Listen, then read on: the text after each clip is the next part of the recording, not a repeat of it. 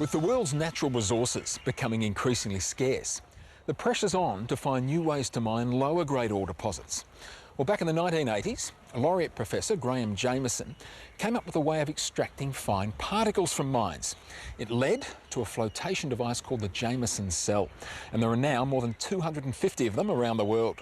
Paul Willis caught up with the professor's latest developments.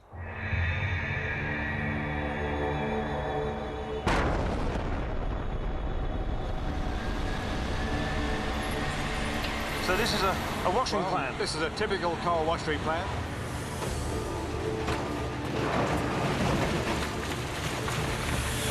This might be the wackiest idea you've ever heard of. How do you make mining even more profitable? You use bubbles. It's a process called froth flotation, a method of mineral extraction that's worth billions in exports each year to the Australian economy. The basic problem that confronts you when you find a deposit is that the valuable material is usually there in very small amounts. So you might have 1%, 2% of valuable material, the other 98% you've got to get rid of in some way. And that is what flotation's good at. The ore is broken down and soaked in water. Then a reagent is added that allows bubbles to attach only to the valuable minerals. The bubbles then float the good bits to the top, leaving behind the trash.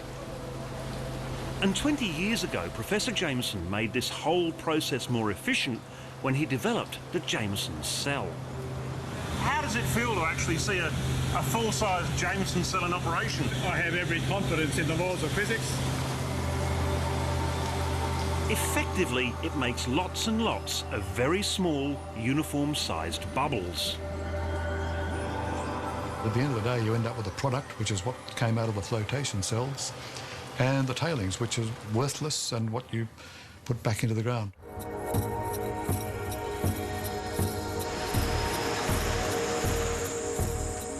Last year alone, the extra minerals recovered by Jameson cells across Australia were worth around $5 billion.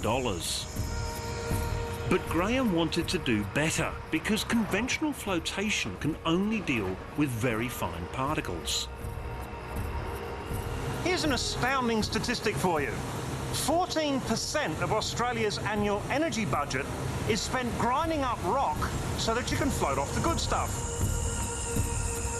So there's a huge energy and economic advantage if you don't have to grind that rock quite so hard. But that means you're going to have to deal with bigger particles. And that's Graham's next challenge. The coarse particles, there's no technology that can handle them. So that's a much bigger challenge. The problem with conventional flotation is that it's a violent action and bubbles are easily knocked off larger particles.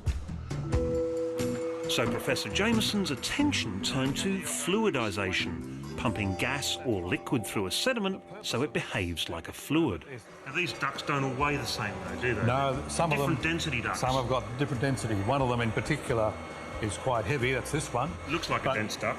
Yeah, he's a dense duct, so we put him on top, and they all sit there quite happily because that sand is able to sustain the weight of the ducts. But watch what happens when air is pumped through the sand. Wow, Oh, there you go. there he goes. He's gone. So it's actually behaving like a fluid. Exactly. And fluidisation is a much gentler way to agitate sediment. This time, Professor Jameson used water to fluidise the grains before floating them. What we've got here is coal that's about 5 millimetres, so it's about 10 times bigger than can be handled with current technology. We've got water coming up and fluidising them, taking the weight, so to speak. What we're now going to do is introduce air bubbles. Here we go. Whoa! And because the sediment has been gently fluidised, the bubbles stick to the larger particles and carry them to the surface where they're skimmed off. Who would have thought that bubbles could be the method that cuts the huge energy bill of the mining industry?